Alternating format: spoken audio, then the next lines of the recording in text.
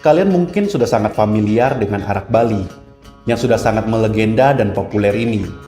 Tapi tahukah kalian bagaimana proses pembuatan arak legendaris tersebut? So, aku akan mengikuti proses pembuatannya dan merangkumnya buat kalian semua. Ini dia proses pembuatan arak Bali.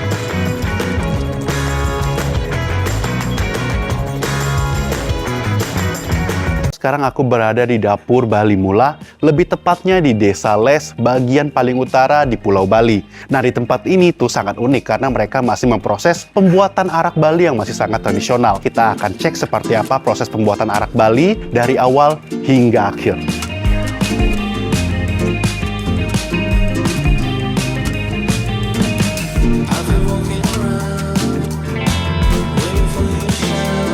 Untuk membuat arak Bali, pertama-tama yang dibutuhkan adalah bahan pokok untuk pembuatan arak Bali tersebut, yaitu tuak atau sari dari pohon lontar. Untuk memanen tuak pohon lontar bukanlah perkara mudah, karena pohon lontar cukuplah tinggi seperti pohon kelapa, yang tingginya bisa mencapai 10-15 meter. Dan ini semua dilakukan secara tradisional, tanpa peralatan modern atau safety. Bagi warga di sini yang sudah dari dulu memanen tuak pohon lontar, hal ini terlihat mudah bagi mereka. Aku di sini ditemani juga oleh Jero Yudi yang akan menjelaskan sedikit bagaimana cara orang lokal mengambil tuak dari pohon lontar ini.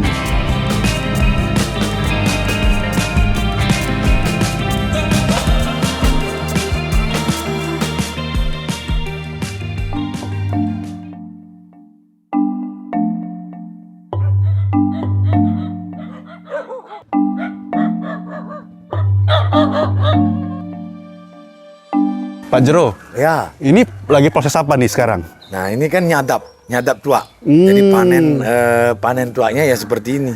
Jadi dipanjat setiap pagi dipanen, ya. Terus sorenya hanya dipotong saja ujungnya itu. Itu yang diambil jadi jus dari tuaknya itu ya? Iya. Yang dipotong apanya ya, itu? Pohon lontar itu kan ada dua. Ya, ada kalau orang lokal sini bilang ada jantan, ada yang betina, ya ada laki ada cewek. Jadi, nah kalau yang laki itu seperti ini. Jadi dia ada bunganya tuh buahnya seperti stick gini. Ya, nah ini dimasas dulu. Kalau yang masih mudanya itu dimasas pakai kayu begini. Setiap hari mungkin ada yang 2 kali, itu mungkin selama seminggu kurang lebih ya. Nah ntar kalau ini udah lemes, nah ini ujungnya ini dipotong. Nah dari sinilah keluar jusnya itu yang kami sebut dengan nama tuak. Tuaknya. Nah, tuaknya itu netes kan teh. Nah ini ditampung. Nah di dalam ember ini ada media namanya serabut kelapa. Itu yang namanya lau. Nah itu yang membuat dia fermentasinya bagus. Semakin bagus launya itu, semakin bagus pula tuaknya. Setelah mendapatkan tuak dari pohon lontar, tuak tersebut pun disaring supaya bersih, dan juga tuak ini bisa langsung dikonsumsi dan mengandung alkohol sebesar 7-12%. Wow, ini tuak yang baru diambil ya beli ya? Masih fresh, aku mau cobain dikit ya. Aku cobain. Rasanya tuak lontar ini seperti jus yang menyegarkan dengan sedikit rasa kecut. Banyak warga lokal di sini biasanya mengkonsumsi tuak lontar ini dikarenakan prosesnya lebih simpel dan rasanya lebih ringan serta menyegarkan. Asem dan pahit-pahit gitu, tapi seger di tenggorokan.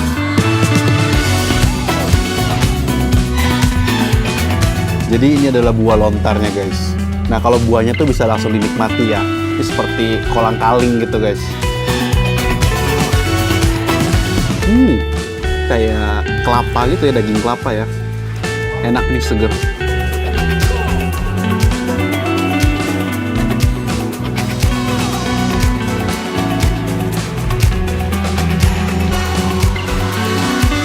Kita masuk ke tahap berikutnya, yaitu tahap di mana tuak lontar ini akan dijadikan arak khas Bali melalui proses penyulingan. Oke guys, jadi sekarang tuaknya akan diproses untuk menjadikan arak.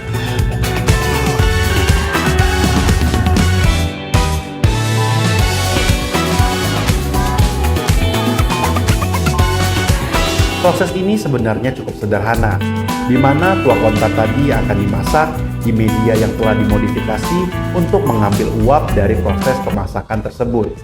Yang dimana uap tersebut jika dingin akan menjadikan arak yang menghasilkan kadar alkohol 30-55%.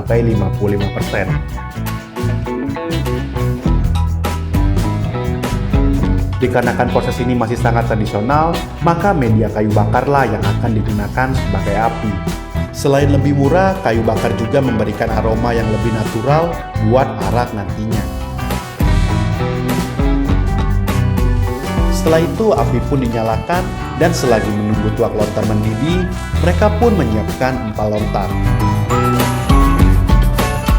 Nah guys, buah lontar ini bagian empalnya nanti akan digunakan sebagai lapisan untuk menutupi pancinya supaya uapnya tuh nggak keluar ya. Jadi ini tuh bisa jadi kayak lem secara nggak langsung. Karena ini agak lengket-lengket gini, tapi nanti kalau kena panas, lengketnya tuh akan lebih kuat dan bisa menutupi pancinya supaya tidak bocor uapnya. Setelah tuak mendidih, tutup panci yang telah dilumuri empal lontar pun digunakan untuk menjadi wadah penutup dan memastikan tiada uap yang bocor selain melalui saluran bambu.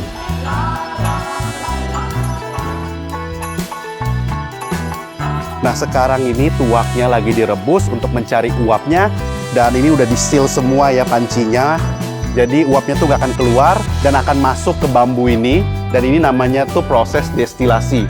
Nah destilasi itu untuk mendinginkan uap tersebut guys. Dan ini sengaja dibuat panjang supaya nantinya araknya tuh yang keluar di sana itu udah dingin ya. Oke, yuk kita cek yuk.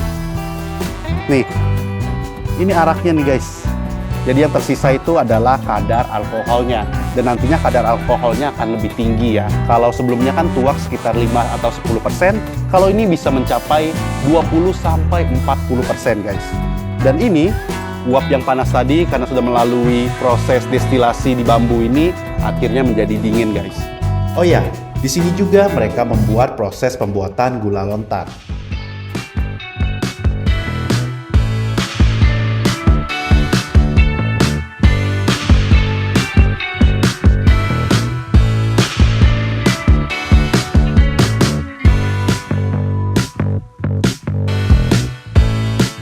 Setelah itu, arak pun dites untuk mengetahui kadar alkoholnya. Biasanya, botol pertama hasil sulingan memiliki kadar alkohol yang tinggi.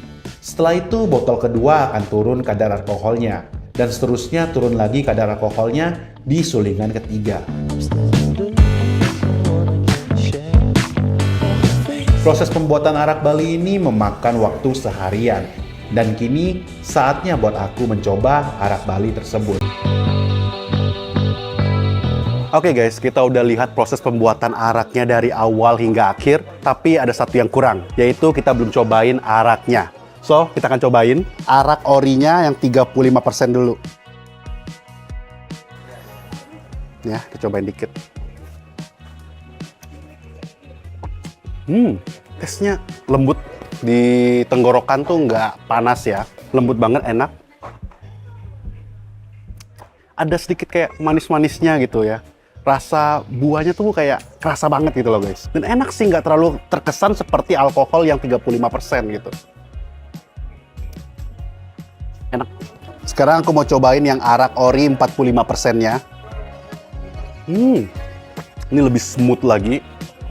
Alkoholnya langsung kerasa banget di mulut ya. Ini juga ada yang 40%, kita cobain. Terus juga kalian bisa beli di sini dan juga bisa dibawa pulang. Nah guys, packaging araknya seperti ini, kalian bisa bawa pulang. Ini arak Bali yang benar-benar masih tradisional dan diproses dengan sangat baik. Dan begitu juga ini gula lontarnya. Nih, kalian bisa beli juga. Oke deh guys, kurang lebih seperti itu videonya. Sekarang kalian tahu proses pembuatan arak Bali yang tradisional.